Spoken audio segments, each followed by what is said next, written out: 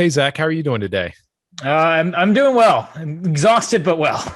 Getting through it. Time changed. Lots going on today. Um, Zach, can you go ahead and give us a brief bio and tell us kind of some things you're interested in?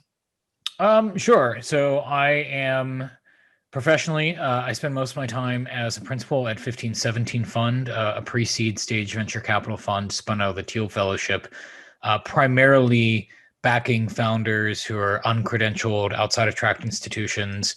The way I kind of like to put it as a pithy little blurb is dropouts, renegades, and deep tech scientists. Um, so spent a lot of my time reviewing investments there, working with our current portfolio, things like that.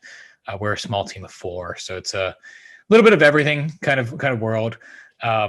Outside of that, I've authored a few books, several self-published, one published by McGraw-Hill Education, McGraw-Hill Business, and in the past, I've done some career coaching with some folks, which mostly is and ends up being early stage business coaching, helping people make the leap from a traditional job to doing some kind of employment by themselves. Oftentimes that's consulting or something attached to more of what you might call a personal brand. So knowledge-based skill work. Outside of that, that's the vast majority of how I spend my time. That's great, Zach. And I wanted to mention, can you name the book? It's excellent, the McGraw-Hill book. I Sure. found it very actionable just for the listeners. I put it up there with like Scott Adams wrote a career help book that I thought was excellent. It's right up there with that, and Zero to One is kind of my favorite Oh, of the that's three incredibly business books. flattering. It's very actionable. I mean, most business books are very fluff driven and Right. useless, but I thought yours was quite helpful. Yeah, I found that I am most productive when I'm driven by some kind of spite. That's And great. I felt I agree with you on business books. They're horrible. Most of them could be blog posts, like one blog post, One, a short one. a short blog post, right? So I set out to write a book that is like, okay, I want this to actually be worth the like whatever $18-19 that people spend once it's discounted by Amazon. So it's called How to Get Ahead. And it's primarily a career book in the sense of I work with a lot of very ambitious, very competent people. And often these people have a couple problems facing them. One is the whole world really is their oyster. And they often have a sort of analysis paralysis where it's difficult for them to focus in on one area. They get shiny object syndrome, things like that. So it includes a section on how to focus on the few things that really matter for advancing your career, both what really matters to you and what really matters to actually make the advancements, which then really focuses on how people signal their skills. So I work with people and have worked with people who come out of top elite universities and people who haven't stepped foot on a university, and both groups of people need to find a way to actually signal real skills. So the book breaks down a lot of different things like that. In some very like meta strokes, I do take some inspiration from Zero to One, and in less meta strokes, inspiration from Scott Adams. How to fail big at almost everything. How to fail at almost everything and still win big is the name of the That's book. what I was thinking of, actually. Yeah. You're actually not the first person to compare it to that, which I find very flattering. I think that Adams has a lot that he's right onto there. So, yeah, it's designed to be actionable, designed to be, you can pick it up, you can read any chapter, you'll get your money's worth out of it. And then if you read the whole book as a whole, it's supposed to give you kind of like a meta system for thinking about the career. That's great. Yeah, and I gift it to anyone who asks me for career advice, and I don't know why they're asking me, but if they ask me, That's I'm like, exactly how just go I there. wrote it. I wanted people to gift it to people who are asking for career advice. So That's great. that's great to hear. My agent will be happy to hear that. Excellent. And we'll put a link to it down in the show notes. So I wanted to switch gears a little bit, and it really is switching gears too. So I hope you're ready, Zach. So you're from rural Pennsylvania, correct? I grew up in rural Pennsylvania, Okay. about 10, 15 minutes from where Flight 93 crashed on 9/11. Gotcha. Oh, wow. So I'm from rural Eastern North Carolina, and I go back home. I live in a big metropole now, and I go back home, and I tell people, they say America's divided, but I just don't think they have any idea how divided it is and how big the polarity is and belief systems between rural America and urban America. And it's interesting to me because I've worked in London. I didn't work in London, but I studied in London for a little bit, And the difference between London and a metropole in the United States was much smaller than rural America and urban America. Yeah. And I think that's probably just a symptom that's widespread in the West. But do you feel that that's true? And is there anything to be done with it? To be done about that? I mean, it certainly is true. You just have to spend some time in both places. And when I say spend some time in both places, I don't mean like a lot of, upper middle class, lower upper class metropole folks going and spending time at an Airbnb in like rural West Virginia. I mean, actually spend time out in these places, meet people, talk to them, figure out like what their hopes, dreams, and fears are. And often you'll find that they don't have a lot of hopes because it's difficult, right? It's very similar to I think in a certain weird way, it's very similar to the divide between working class people in the cities and non-working class people in the cities. The divide between the urban and the rural is very similar in a weird way. It's not necessarily a working versus non-working class thing because you get a middle class out in the country. Right. You get a professional class out in the country, but it's a very different kind of professional class. You spend time talking to medical professionals who work at small rural hospitals, right? It's a very different experience of life. I wouldn't call it a quality of life, but a very different experience of life that they have than a doctor working in a large metropolitan area. Yeah, so I think it's absolutely true. What to be done about it is, I mean, I don't want to call it a knee-jerk reaction, but my intuition is that there needs to be. There's a couple things going on. One is a lot of rural areas experience a brain drain, just as like a lot of secondary and tertiary metro markets experience a brain drain to primary metro markets. And that ends up causing a lot of these areas to be looked over when it comes to general wealth gain over generations. So reversing brain drain is probably part of it. But then the question is like, how do you do that? You actually have to make these places that people who have, again, the world as their oyster, where they'll actually want to be, right? Right. And that can be at times difficult. As I've gotten older, I've gotten more and more amenable to the idea of like something like national service.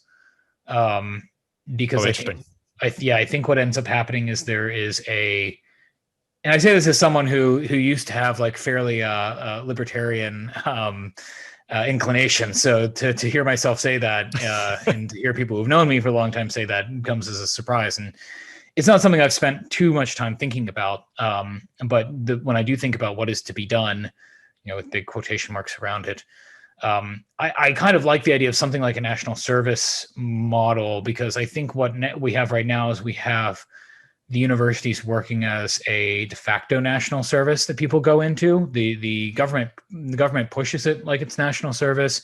It's expected of people who have any sort of opportunity in front of them as if it were national service, that if they did anything other than go to university, then they're almost disregarding their civic duty in a sense.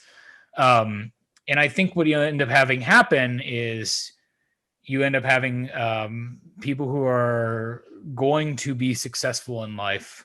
So we're talking about people who are probably high IQ, high conscientiousness, high openness, all aggregating in the same places. And then once they aggregate in the same places, they often get drawn into career tracks that also tend to bring the fertility rate down, which is another important question I think you have to have when you're talking about the urban versus rural divide, and just the future of America in general. So if you were to do something like a national service program, you don't want it to be something where it would end up being just another set of feeders, right? Where the university tracked people are going to go to this version of national service, and the people who aren't going to go to university are going to go to this version. And they're all going to be pulled with each other, and you're going to have assortative mating at that level, right?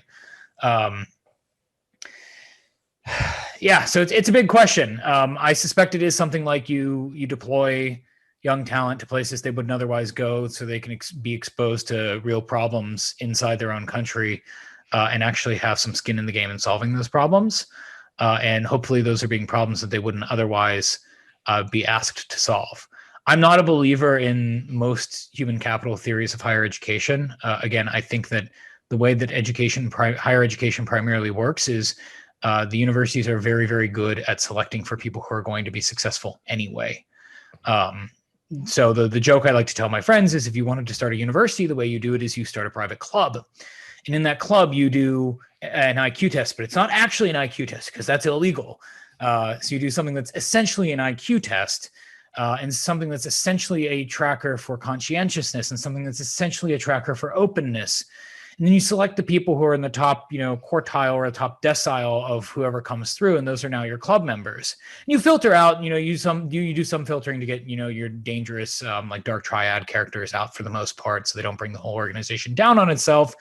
But for the most part, you bring those people in. You do that for 10 years, and then the people from the first class are going to be successful because they were going to be successful anyway. Right.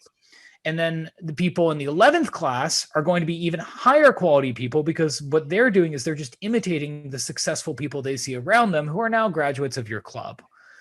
So I think that's effectively how universities work. There's a small multiplier on success from like network, again, assortative mating elements, probably more than anything else.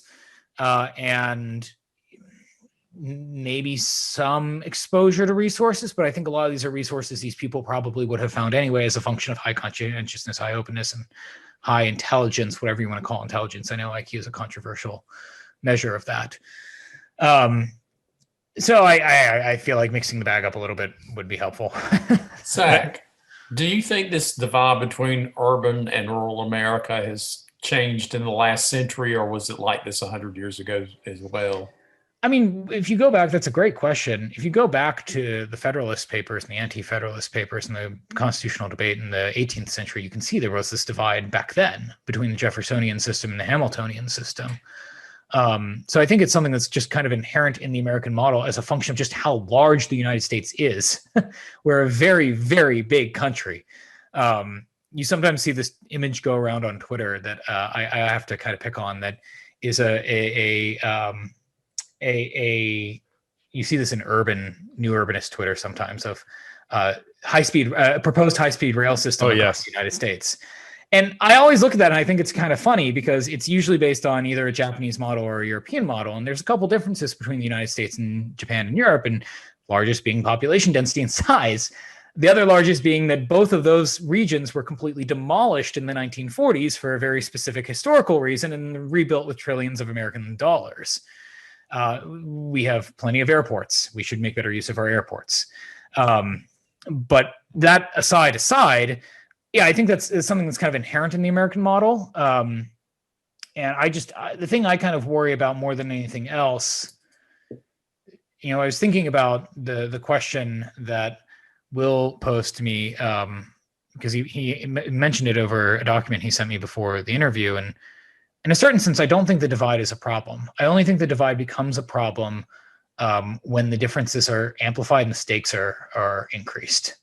And I think what we've kind of had happen in the United States, probably as a function of mass media, is that the differences are amplified and the stakes are increased. So my solution politically would be something like, I wouldn't call it decentralization. I would call it probably something more like localism, or subsidiarity, something like that, where the stakes on the national scale are massively decreased. And then the differences become like the difference from county to county. And people should be more concerned with who their, county commissioners are than who their senator is. It's also repealing the popular election of senators is probably also a good move in the right direction. I'd take one follow-up question to that. Will and I were talking about this before we got on. One of the effects of the pandemic is a lot more people are working from home. Mm-hmm. That allows them to live anywhere. And there seems to be movement out to the rural areas to have families, raise children, just quality of life, I guess. Do you think that can have a leveling effect? I hope so. I think that you'll just end up moving the goalposts a little bit, because the reality is people are probably moving to places more like Asheville, North Carolina, rather than moving to like suburbs of Wheeling, West Virginia. I mean, maybe some people are. I think that it's going to have a generally positive effect in getting people outside of a few urban hubs. I don't think it's going to be a massive solution for the problem.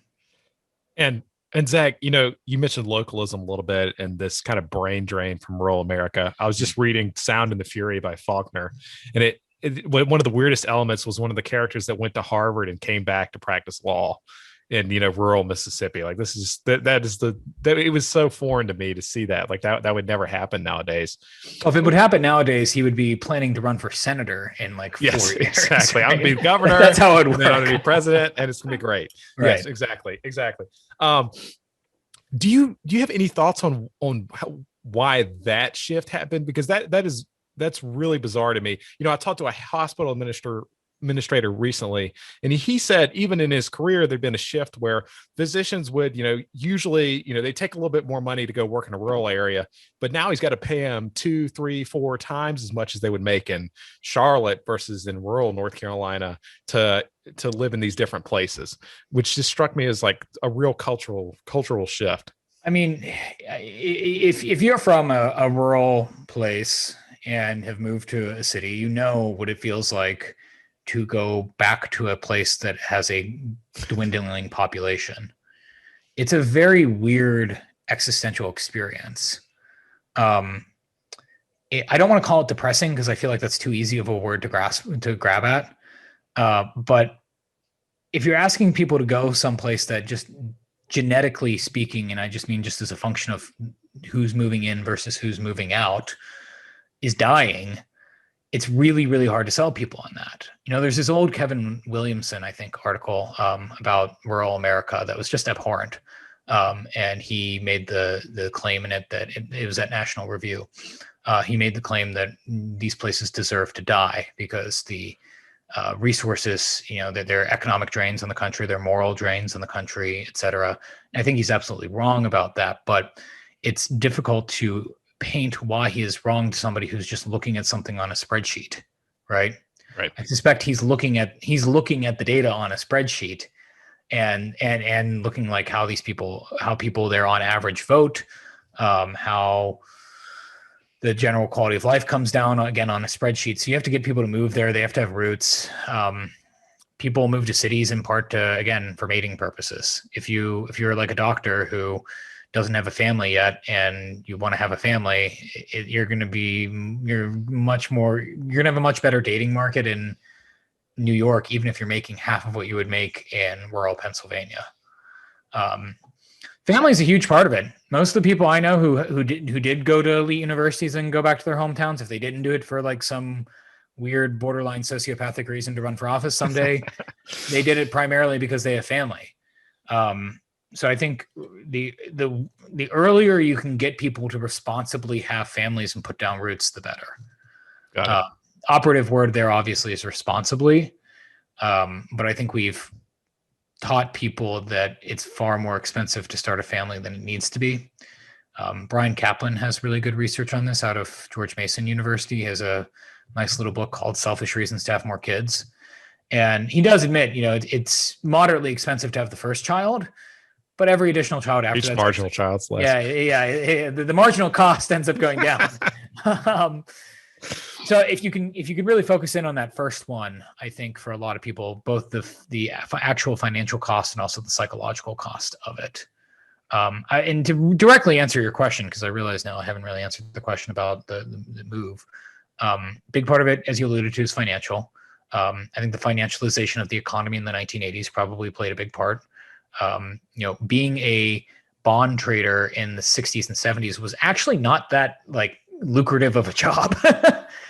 Most of the jobs we think of as very extremely lucrative Wall Street jobs were pretty middling, banker jobs in the 60s and 70s. So you have the rise of private equity in the end of the 60s or beginning of the 70s. You have the financialization of everything in the 80s.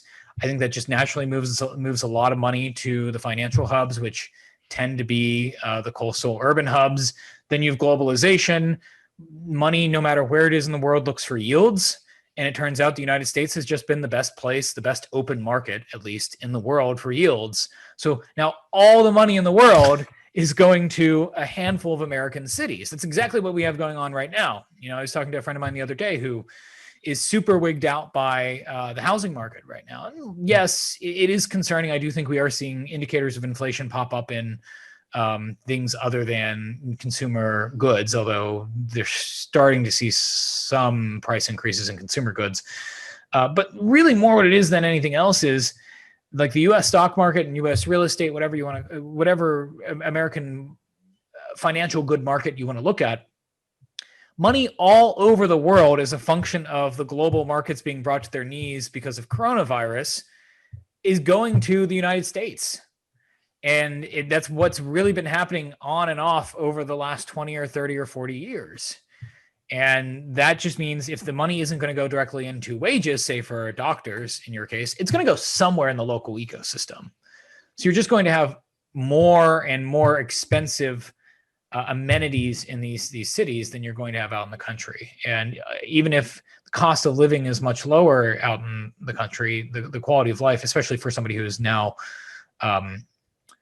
their tastes have attenuated to those of a large city, it's just, again, it's going to have to be a very non-financial kind of decision on their part.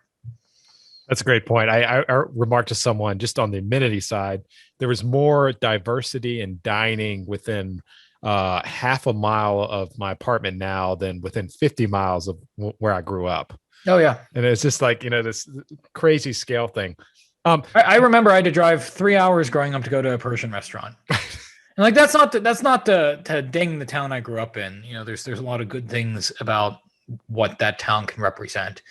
But I think about that today where I'm like, to be fair, where I live now, it doesn't have a lot of Persian options, but I can find something, right? Like it can happen. Yeah, right. Like it should not be a memorable experience for me growing up to have gone to a Persian restaurant. But now I know exactly the dish that I had because I was like 12 years old and the first time I'd ever seen a Persian restaurant. And now I see the dish and I instantly remember that. It's just a function of exactly what you mentioned. Interesting. What are your current thoughts on free trade? I know, have you studied with Jason Brennan? Or at least I know read a Jason. lot of his stuff. You know Jason? Okay. Yeah, cool. I know Awesome. Jason. I've interviewed him. Jason's prolific. That's one sure of my. Is. I don't know how he puts out so much. It's incredibly admirable. He's also like one of the nicest guys you'll ever meet. He's one of these people that if you're like friends with them on Facebook, they're a little. They can be a little harsh with people, and you think like, oh man, this person. I don't know if I want what it's going to be like talking to them, and then you meet them. They're actually like one of the nicest people you've ever met. So yeah, I've interacted with Jason. That's great. Yeah, I studied under one of his kind of mentees, I suppose, at UNC Chapel Hill. That's why cool. I'd heard him. But yeah, so free trade, are you, I've become more skeptical of free trade since my time in college, which actually seems to be a natural effect when they do these studies with Econ 101 students, they forget everything. But I am, China shock theory, the loss of American industries and industrial power is fairly concerning to me just on a strategic level. And, looking at the pandemic, how we were just unable to build, certain things. My sister she just left, but she worked at the only vaccine filling facility in the U.S. and it was located in rural Eastern North Carolina. And that's the only one we have left. They're all in China. That's terrifying. Like, if that was gone, think about closing it. You're like, Jesus, what happens then? But yeah, free trade, what are your current thoughts on it? I mean, my stances on a lot of isms tend to come down to what's the prediction power of the ism and the people behind it, right? And for the free traders, one of the big things I keep coming back to, and I've had this conversation with friends of mine who are like dyed in the wool anarcho-capitalists who will even kind of get a little on this topic, is the free traders told us that free trade would liberalize China. But it seems like all it's done is it has authoritarianized the countries, made them much more powerful, and has made China much more powerful, right? It's kind of like there's this old observation by Nathaniel Branden, great psychotherapist who's written a lot of books on self-esteem. He has one of his books. He talks about the self-esteem of romantic love, and I think free trade is kind of like that. He says, people tend to fall in love with people of similar levels of self-esteem, and what you have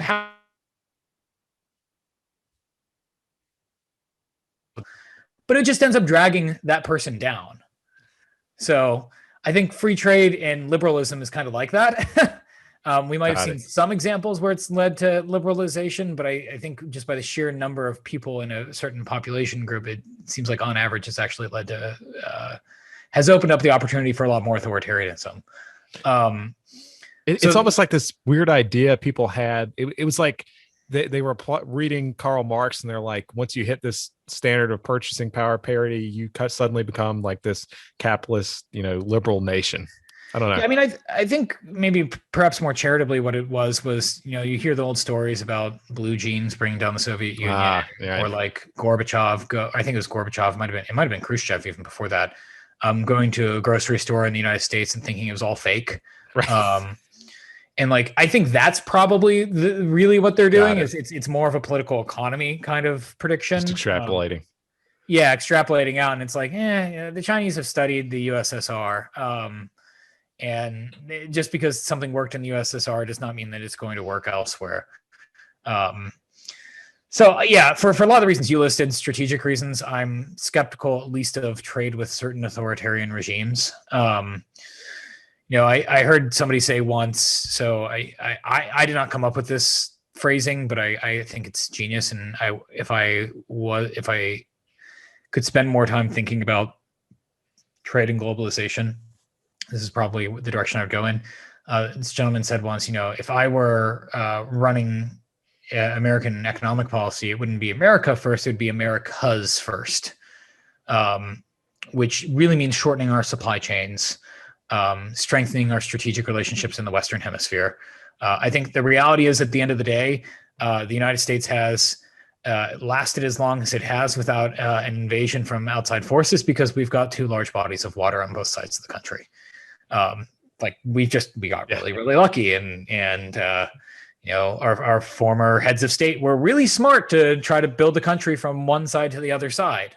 And I do worry about a certain Far Eastern authoritarian regime putting down roots in Chile, Mexico, Panama, other countries.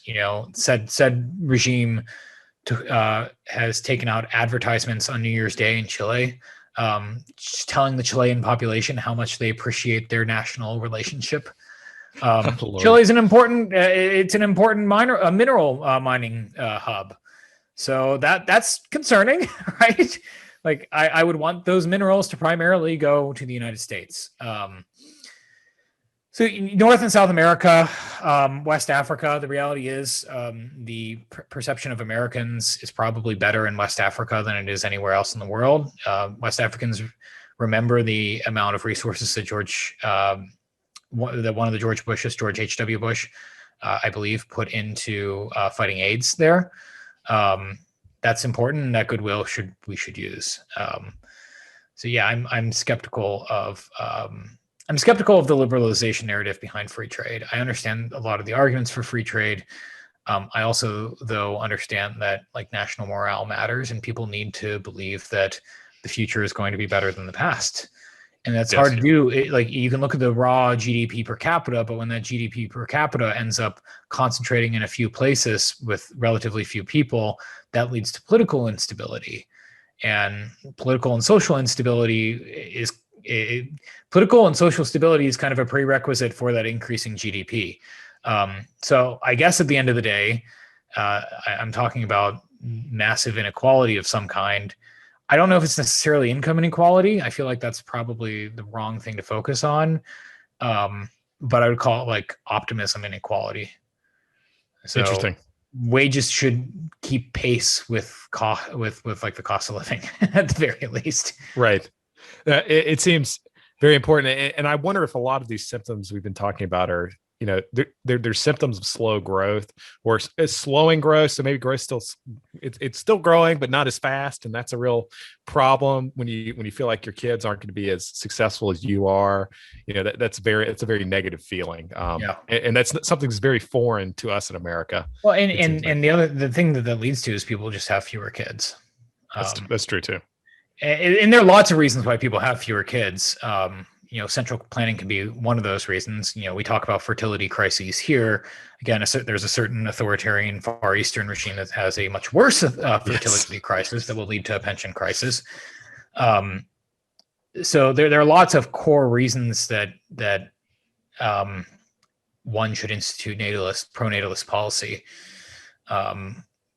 Some of which being optimism, maybe too much optimism. But I think pessimism is a big part of it. And you meet lots of people who say, I'm not sure if I am ready to have a family. And it's like, well, why? You would only say that if you honestly did not feel like the next couple of years were going to go well. Yeah, if you believed that the pace of your quality of life was going to increase, you're going to get that promotion, you were going to get that wage increase, you're going to be able to move to that better apartment or buy that house. Even if you're not in a very good place right now, you understand, like, it takes a while for kids to grow up. You'd be more comfortable having children. Definitely.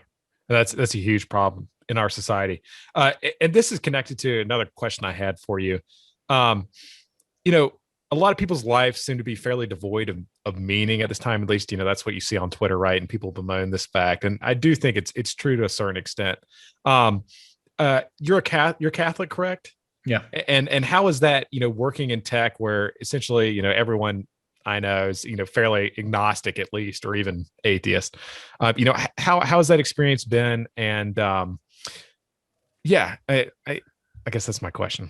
Yeah, it's funny. I have more people who ask me, like, how are you, Christian and working in tech, than people who actually make me feel uncomfortable being Christian working in tech. That's good. Yeah, it is good. It's a really good kind of disparity to have.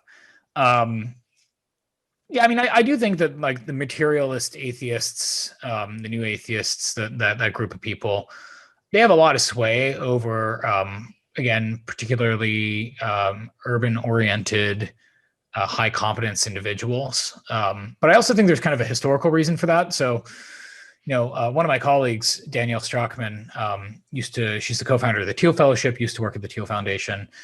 And we were talking one day on a bunch of us, some of our founders, myself, her, and one of our founders and I were talking about religion. And she just kind of brought up, we'd get people that would come to these Teal summits for the 20 under 20 fellowship, or the Teal Fellowship. And they would always assume that Peter was an atheist because he was in tech. And then they'd be really surprised to find out that he was a Christian, right? And Danielle kind of asked us, why do you guys think that's kind of the overarching sentiment that people have? And I honestly think, without abstracting it too much, I think a big part of it is that the new atheists were just early adopters to new media.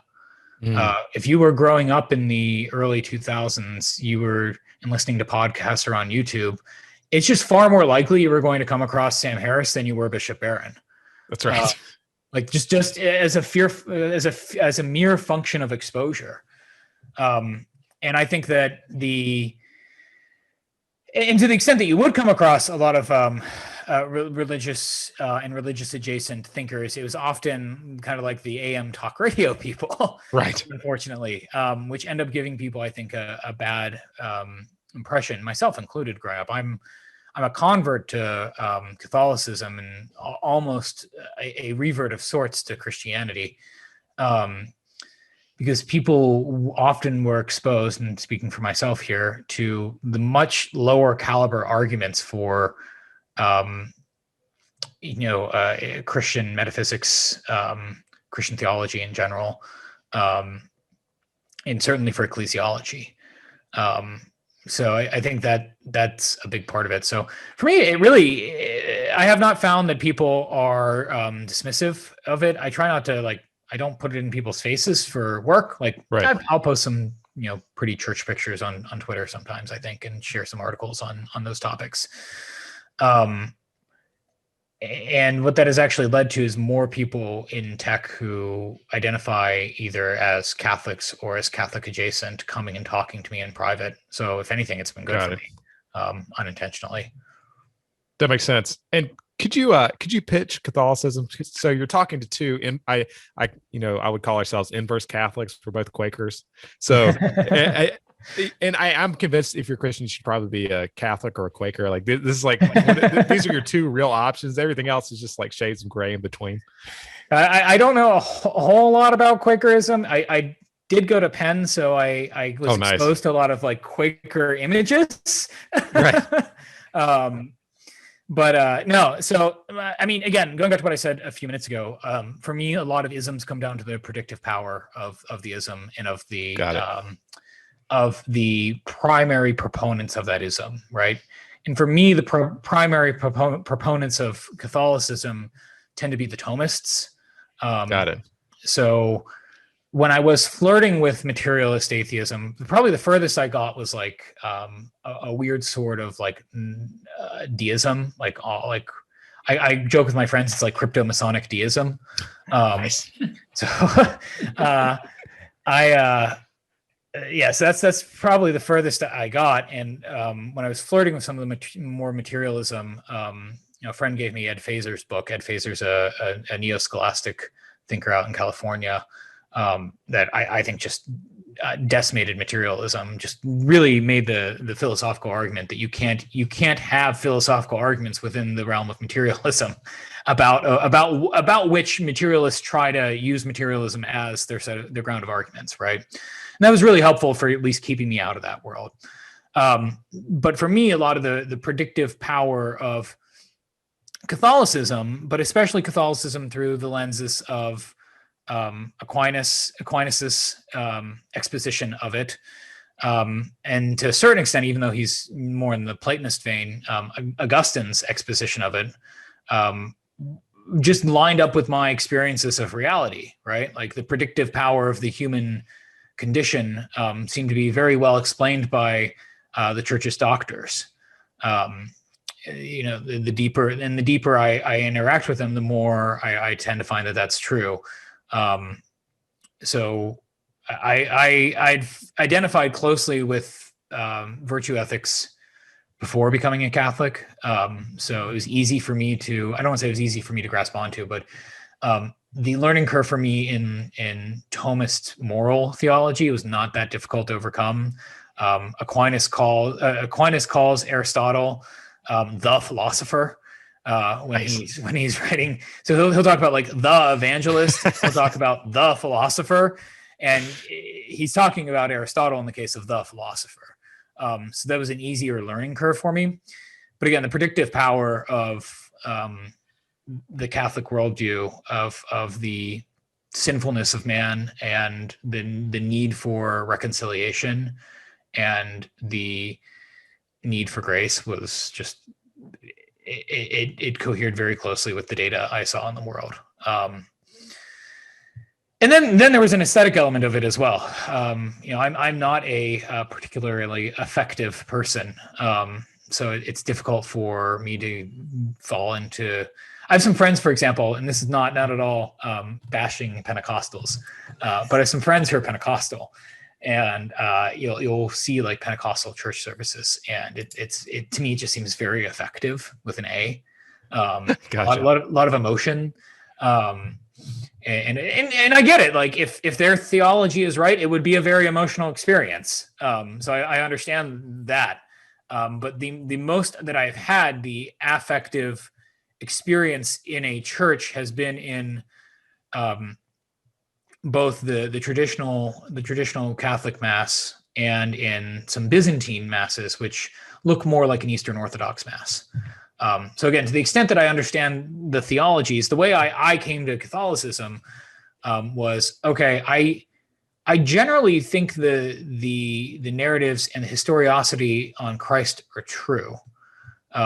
It's one of the most well-documented things in history. And if it weren't true, we would have like a real knockdown argument against it. And we really don't. So that being said, if I had to look at a Christian system that is going to carry the most accurate explanatory power, I'm going to defer to two things. One, I'm going to defer to the one that has the closest connection to the people who actually knew Jesus, because I think the people who actually knew Jesus are most likely to have the right interpretations of Scripture, right? Like Right. Sola Scriptura never really made a whole lot of logical sense to me, to be quite frank. The Scriptures are a creation of the church and a creation of documents created by a church father. So I want something that at least goes back to the church fathers. So there's that side. And then there's also the side of taking the shorthand that's Taleb-esque of I want to go to something that I think is most likely to stand another 1,500 to 2,000 years. So for me, it was I defaulted to like orthodoxy or Catholicism. And then I had to dig into the question of the primacy of the chair of Peter, i.e. the papacy. And there's a lot of good arguments on both sides of that debate. I do think that it comes down somewhat clearly that it was intended by the fathers that Rome have some sort of primacy. And then all the other debates between Orthodoxy and Catholicism really extend out of that. So things like the Filioque, and then doctrinal differences. So that wasn't a short elevator pitch for it, but my argument for somebody who would be in my shoes is like, okay, you have to, all the debates within Christianity, there's 44,000 different branches of Christianity. Right. You have to have some objective standard that you will defer to. Exactly. And I think that the objective standard is probably, and I think any branch is going to say it's going to be Christ. And it's like, okay, any branch can claim that though. And often you'll see these certain branches say it's like some inspiration of the Holy Spirit. And then you end up getting a lot of debates on like, well, who's inspired, who isn't inspired. You even see, you see this in the 16th century where all these different reformers and radical formers are anathematizing each other because they say they don't have the gift of the Holy Spirit. So it's like, okay, in that case, that's not what we're going to base our arguments off of. We have to go to something even more fundamental. And I think it ends up being a historical chain. And I think that chain leads to, again, either orthodoxy or Catholicism. I'd love to hear a pitch for Quakerism, though. I know very little about Quakerism, to be frank. Yeah, I think it's kind of like and I say the inverse in that it's kind of like you read the New Testament and you're like, well, should there be this institution between me and God? Like, no, not at all. If that's what you take, then you're going to be like, you're going to be a Quaker, like kind so it becomes like an ecclesiological question then. Right. But that's, and you have to kind of figure it out yourself. That's kind of one of the things, but that's the primary difference. I feel like everything else is like, well, you're claiming to be Catholic, but you're not really Catholic. That's kind of that's my stance. And sorry if anyone out there. No, I mean, the church has done a terrible job of catechism over the last 100 years in particular, at catechesis. I live in a very Catholicized city and there are a lot of nominal Catholics and a lot of shrinking parishes. So I think institutionally, ecclesiologically, there are certainly things that need to be solved.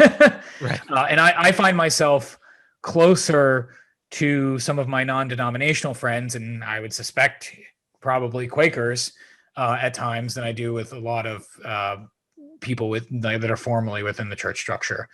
And I've heard some of the interpretations of Vatican II, because this debate comes up in the Vatican II documents, right? Can Christians outside the church, capital C church, be saved, right? And the church's stance historically has been nobody outside of the church can be saved. However, the analogy that I've heard that kind of comes out of Vatican II is that you can imagine the church is this massive, rickety, probably at times in deep need of repair ship going from point A to point B. And sometimes off the side of the ship, you'll find dinghies. And these dinghies, you can think of these dinghies as certain other denominations. And sometimes those dinghies are actually on the right path with the ship. And there's all these bad things happening on the ship, all these problems, people need to be thrown off the ship, whatever. But the ship keeps going ahead, right? And some of the dinghies will also make it there, right? And that's great. And those people are our brothers, and we want to treat them as our brothers. And I've certainly seen that borne out with some of my and just as a function of being on the ship does not mean you're like actually on the ship too. You know, I was recently watching old reruns of To Catch a Predator, and I remember they're asking questions to this one guy that shows up. And if you haven't seen the show, for listeners, it's this old show from the early 2000s with Chris Hansen on Dateline NBC, where they would set up internet predators in chat rooms, and then when they'd get to the house, there wouldn't actually be like a 14-year-old girl there. There would be Chris Hansen and a news crew and the police. And there's something weirdly, deeply satisfying about it, especially the seasons where they actually have the police there. But at one point in the police interview with this one guy, the police ask him, like, you know, are you religious? And he says, no. And they're like, not at all. And he's like, well, you know, I was raised Catholic. And the police ask him, you know, didn't that stop you? And he's like, well, you know, I'm not actually really practicing. And the cop says something like, well, yeah, but they've got lots of priests that do stuff like this. And the guy that they arrested made a really good point. And he said, well, they're not practicing Catholics either. Like, just because they're priests does not actually make them practicing Catholics. And this can be hard ecclesiologically and from a soteriology perspective for some people to grasp, because if you have a once saved, always saved understanding of soteriology, like I remember when I told one of my Pentecostal friends that's like, yeah, you know, there could be popes who are in hell, right? Like, that's possible. I don't know. That completely, he was not able to grasp that. So the ecclesiology question is just a massive, massive question. And I can understand how somebody ends up in a perspective where they think that the church is more of an invisible church. Again, I think if you read the church fathers, it's kind of clear that they didn't intend that to be an interpretation. But you know, I respect that interpretation more than I do. Like, I was raised Episcopalian, and I respect that interpretation more than I do like the Episcopalian interpretation.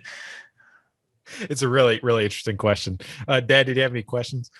Well, it brought to mind, a lot of people describe Quakers as secular humanists, which I think that's really accurate. And then the other thing that brought to mind was we did the episode on a podcast on Albion Seed, where they talk about Quakers.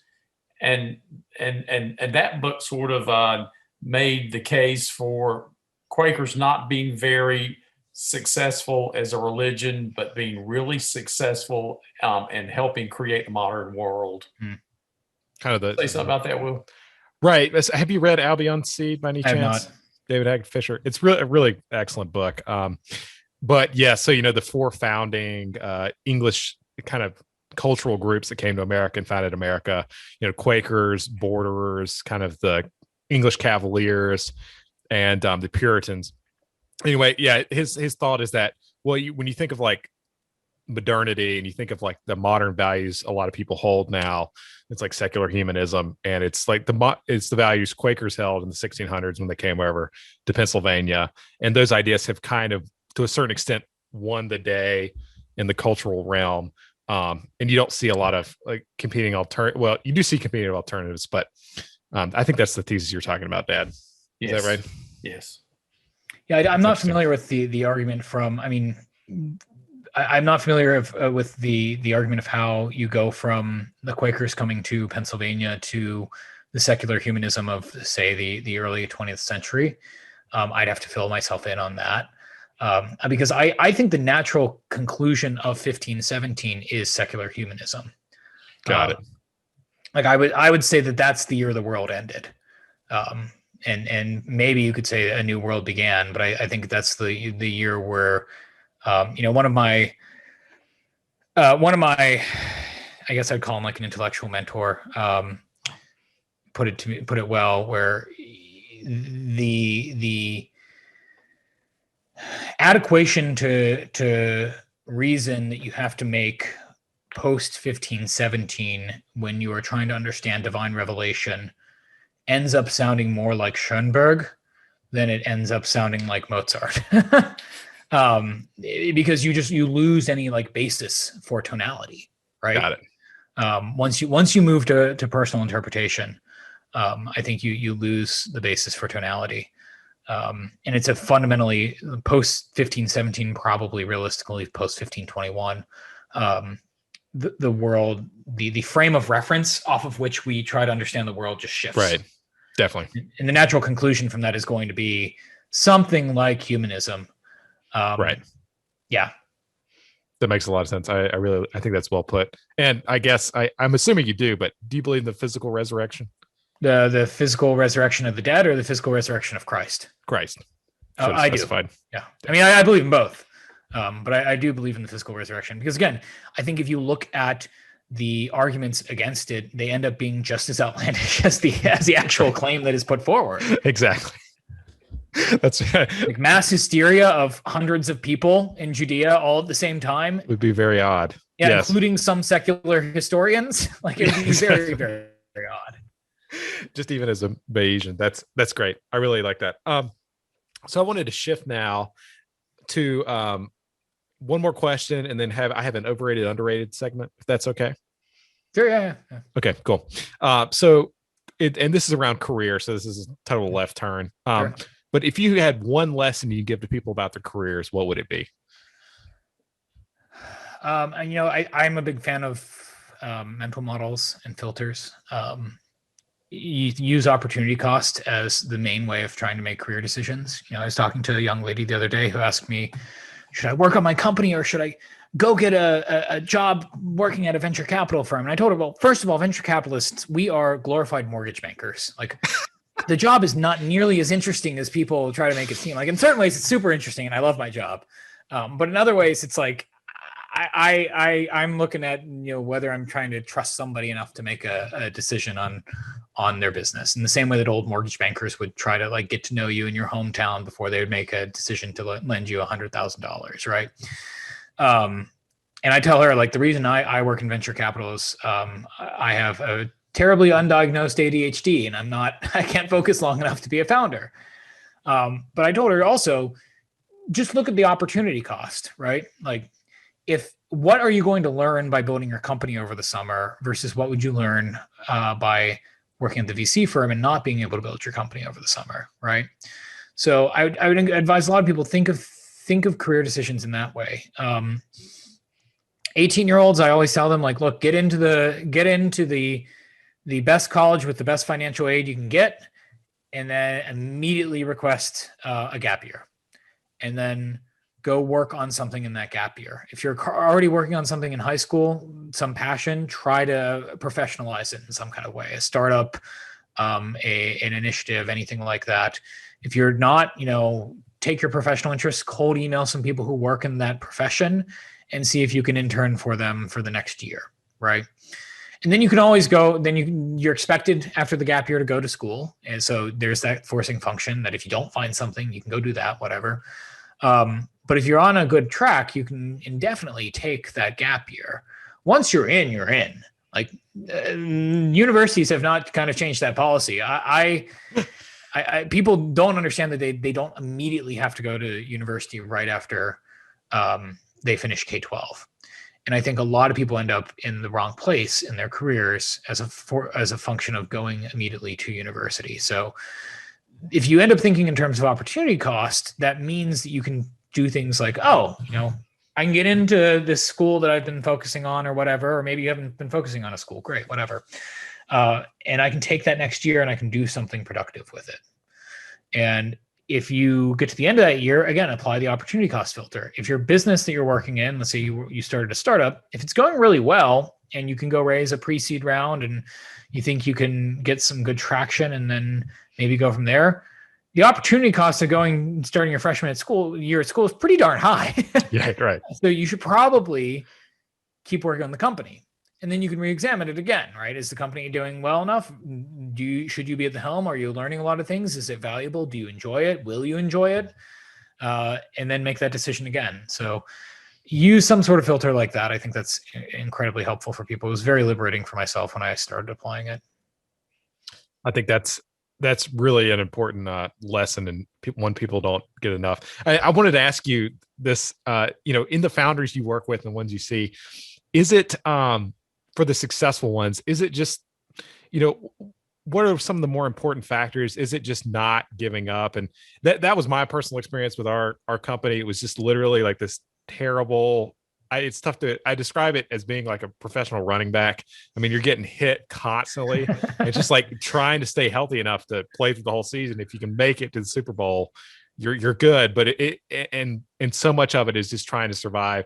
I mean, we looked at it statistically, and it was like, well, there was 12 separate occasions where we thought there was a higher than 75% chance we wouldn't be there the next week. And we just like kept pulling out these miracles over and over again. Is it just tenacity? Is it, of course you got to be smart, there's all these prerequisites, but what do you think? What have you seen? On like a meta skill level, yeah, grit is super important, especially if you're a solo founder. Like we almost exclusively invest in teams. Got it. When we do invest in solo founders, they're either people we know really well or they're people who are very experienced, because it's lonely. Right. Like I'm sure everything you're talking about, like if you didn't have somebody to lean on, share with, you we'd would be have lost your mind. Like, yeah, most people would. It's really, really, really hard. From a more practical level or like a more, actionable level, I'm a huge fan of customer discovery. Interesting. Because again, I'm working out with companies at the pre-seed stage. When I first start talking to them, they may not have any customers. Typically when we invest, they have like at least 2 pilot B2B customers. But I tell them, look, I need you to talk to 100 people who are in your user profile who don't know you. And if you actually talk to 100 people, you're going to get an insane amount of information. They'll both help you in product development, but also help you in sales and marketing. And somebody as a founder who's comfortable with talking to 100 people and reaching out to plenty of people who are going to tell them to F off, like that's an important personal skill to build. That's huge. That's an important part of the tenacity. We have a company in our second fund that Mike and Danielle made the investment in early on that was a travel company, and then March 2019 happened, or 2020, sorry, March 2020, right? Jesus. Jesus. So they had to pivot, and the founder, she's one of the best people I know at customer discovery. They made a couple of different ideas of products, a couple of different user verticals that they could look at. They targeted the one that they thought was probably the least oversold to, which ended up being office managers. And she talked to 100 plus office managers about what kind of problems they have. And they pivoted their travel software company to being a software company that helps office managers with their tasks and their queues. And they have actually like pretty good traction. Their users love them. And that's just a function of doing really good customer discovery. So I think that's a huge part. For things we look for, this is less something that can be developed. And I think it's something that people just kind of have as a function of their personalities. Something Mike and Danielle call hyperfluency. It's the ability for somebody to speak on a complex topic at multiple levels. Interesting. It's particularly important in the deep tech field because we're a generalist fund. We're not scientists ourselves, and we have to review things like nuclear batteries and quantum computers and GPS 3.0 and LiDAR. And how do we do that as non-scientists, right? And a big part of it, a GP at another fund recently asked me, you're investing in really often young founders. How is a 20-year-old going to take a company to go public someday, right? The answer is they build a very good team around them, right? And part of being able to build a really good team is being able to speak with hyperfluency on multiple levels. So if you're a 20-year-old who's talking about nuclear batteries that are the size of tabletops, you better be able to speak with a peer who's 55 and is a nuclear scientist who's been talking about miniaturizing nuclear reactors for the last 30 years of his career, right? And you also need to be talking on a level where you're able to hire more entry-level people. And you're also going to need to be able to talk on a level where you can talk to your investors who are probably like way down here and really need you to make sense of what you're working on. So hyperfluency is that ability to jump between those levels without putting up what we also call a cloud of abstraction, where sometimes, especially on complex matters, people will abstract out and they'll end up using all these acronyms and this jargon to make it sound like they know a lot. And at the end of the day, they actually probably know less than they think they know as a function of that. In the humanities, I'm convinced, I studied philosophy myself, and I'm convinced this is what the postmodernists do. It's like continental philosophy. Yeah. Just Yes. I'm like, man, like I can't tell if you have anything important to say. It's like Hegel, or you're just saying nothing. You're trying to, Right. And most people will therefore defer to thinking you're saying something really important.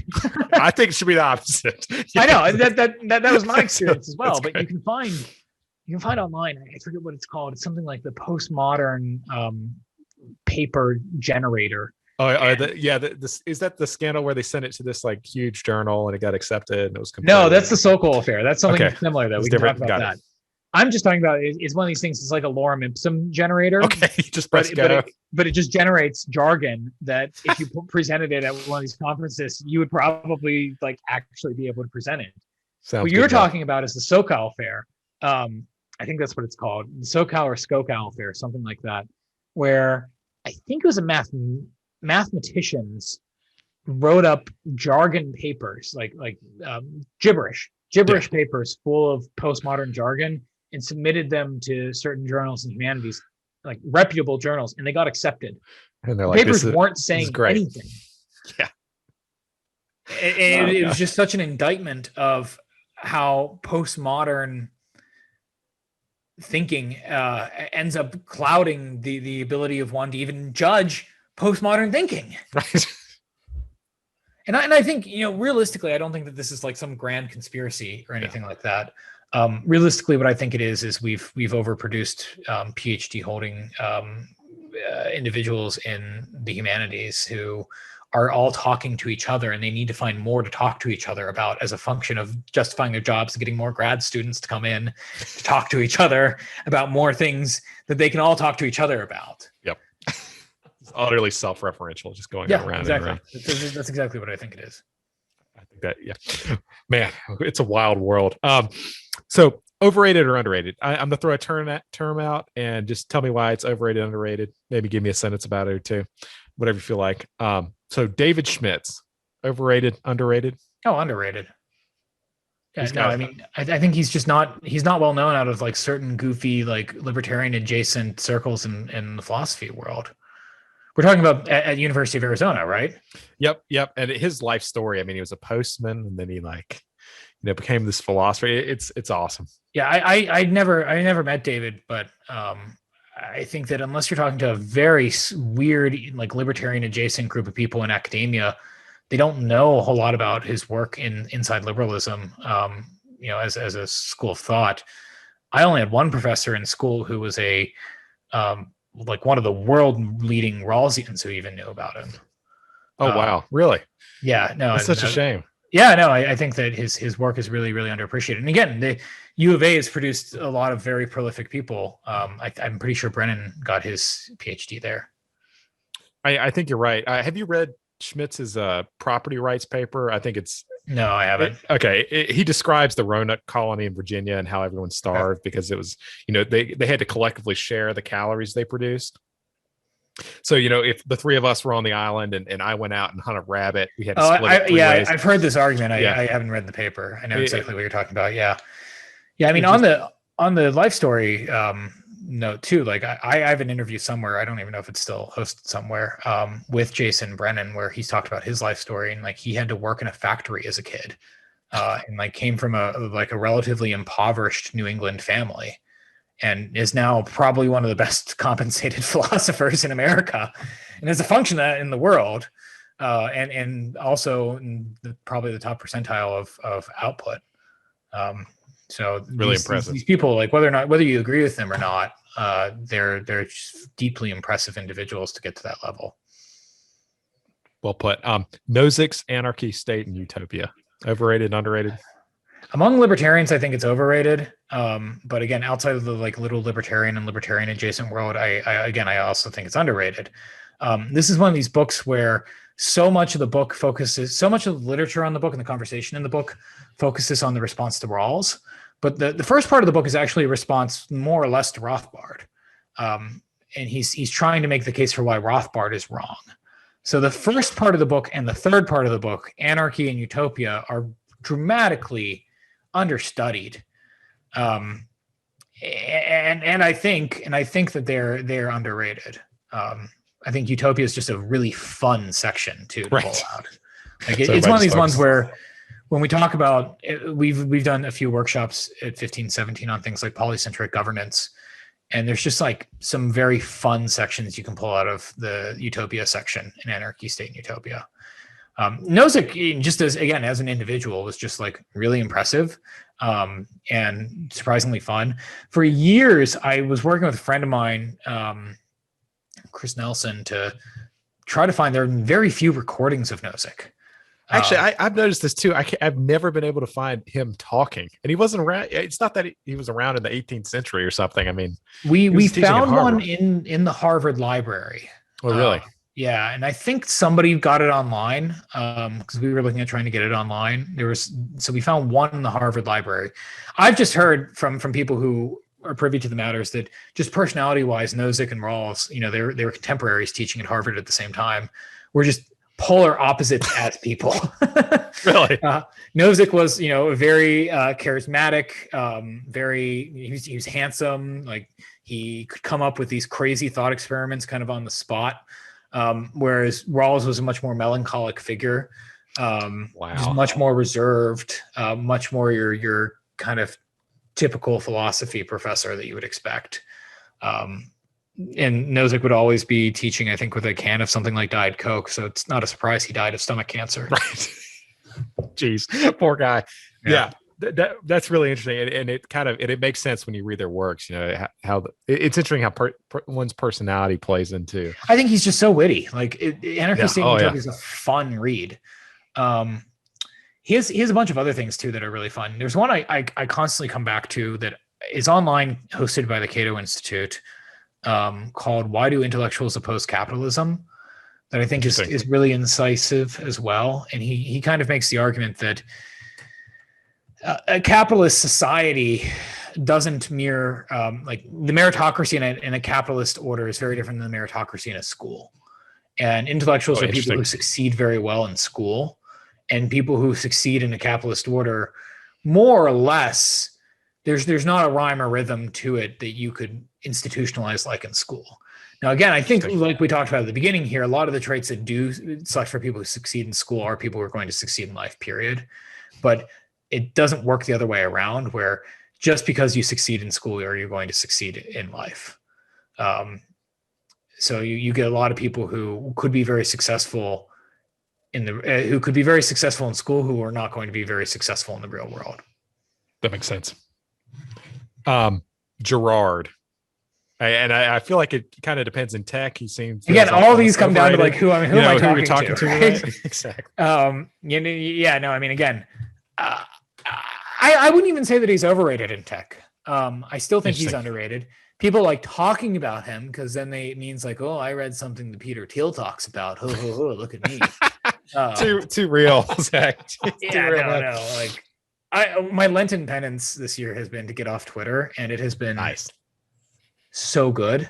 I might not go back. I go back on the Sundays because those are non-penitential days, and every time I'm there, I'm like, why am I here? What am I doing? At some point, in a year, find this podcast, and if I'm still on Twitter by then, I bet you that the only people I will follow will be like nuns and priests and the Pope. Correct. Like and like maybe my colleagues, like, if that. I think in tech, people are looking at the wrong thing. They're talking about just memetic theory in general. Like, yes, people are imitative. That's not that insightful. Right. I think it gets interesting when you talk about, well, what are the implications from memetic theory?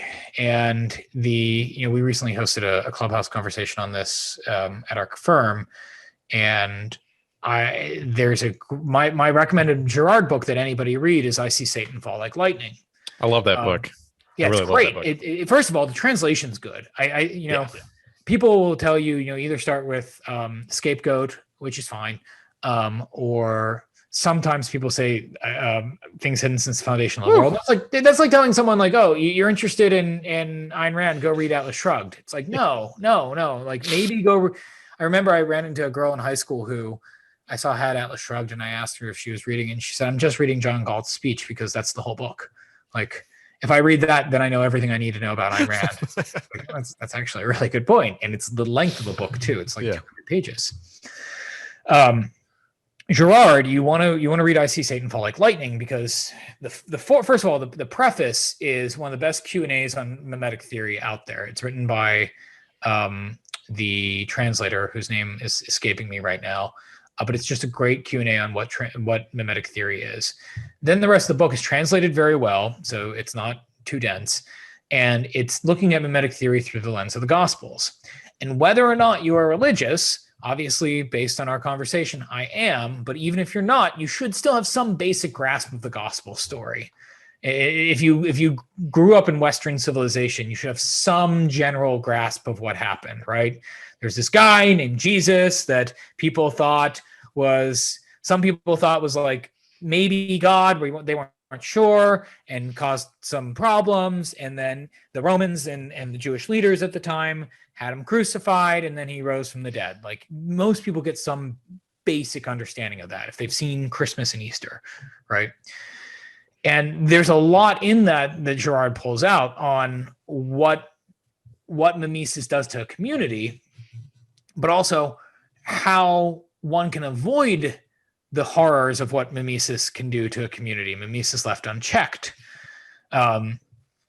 People will often say, if you're going through kind of the process that I went through for a couple of years, where you're kind of looking at different religious systems, there's this really cynical interpretation of Christianity that's just the same retelling of the same Mesopotamian and Phoenician stories that you'd heard time and time again, right? There's, you'll hear people come up and they'll say, well, there was this deity that came 2,000 years before Jesus, and he was sacrificed and rose from the dead.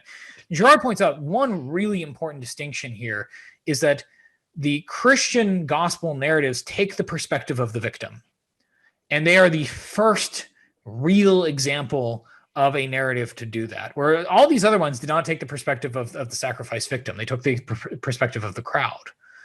And when you take the perspective of the victim and that care for victims, you end up flipping the entire order on its head. And whether the outcome from that means like, oh, maybe there's some explanatory power to Christianity, or it means like, oh, maybe I should be very cognizant of what memetic desire ends up causing to a community and how to prevent the violence that comes as a function of that, doesn't really matter to me when it comes to reading Girard. I think if you go deep enough in Girard himself was Catholic, you're going to end up finding a lot of theology. It's like, on the underrated or overrated question, I was talking to my spiritual director, maybe 9 months ago, a priest at a parish nearby, and I was just asking him. They have like 6 priests. They have like 6 priests at this parish, and I was asking him about the other priests there, and like who's good at spiritual direction, who has that charism, right? Like spiritual direction, who doesn't? And he said, like, oh, Father Peter might have it, but he's a little bit on the younger side, Father Michael, it's not really his thing, but you might be interested in talking to him. Just you're interested in ideas. He's really interested in this really obscure thinker called Rene Girard. He wrote his dissertation on him. He's very interested in the guy. I'm like, oh no, I'm actually, I actually know a bit about Girard. I would love to talk to him. And then when I talked to Father Michael, he was just astonished to hear that there's like this weird cult following among like tech professionals. Right. In particular, he was very confused by this. He's like, why? And I told him, it's mostly because Peter Thiel mentioned him in a best-selling book and talks about him occasionally.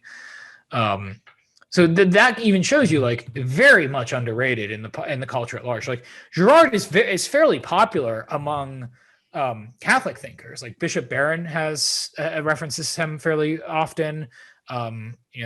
Bishop Barron's organization put together a beautiful binding of the Gospels where Girard is cited in the commentary several times. But outside of like weird niche Catholic thinkers and tech people, very underappreciated in the culture at large. I will say he is overrated when Rene Girard is cited on cable news, like primetime cable news. Fair enough. Yeah. I think that's well put. And you talk about all these philosophers having really interesting life stories. I mean, Girard, I saw maybe it was an interview with him, but he said I did my PhD and I never read any of the books, and then I'm like trying to figure things out in my life, and then he stumbles upon this, and it's fascinating. It's really fascinating. Yeah, really interesting story how he ends up essentially becoming a philosopher of everything. Right. Just, I Exactly. think something he would object to being called, but that's what he ends up becoming. Definitely. Zach, any other closing thoughts here? Where can people find you? This has been a lot of fun. Best place is my personal website, zakslayback.com, ZAKSLAYBACK.com. I have an email list. I send out an email right now. It's maybe like once every 2 months. I don't try to spam people with that. I am ostensibly on Twitter. On Sundays? Yeah, on Sundays in Class 1 feast days. So depending on when people listen to this, if it's after Easter, I'll probably be back on Twitter. Not sure how active I am. I'll be there, but my DMs are open. Love chatting with people. And yeah, people can always email me. My email information's on my website. Great. Thanks, Zach. Yeah. Thanks, guys.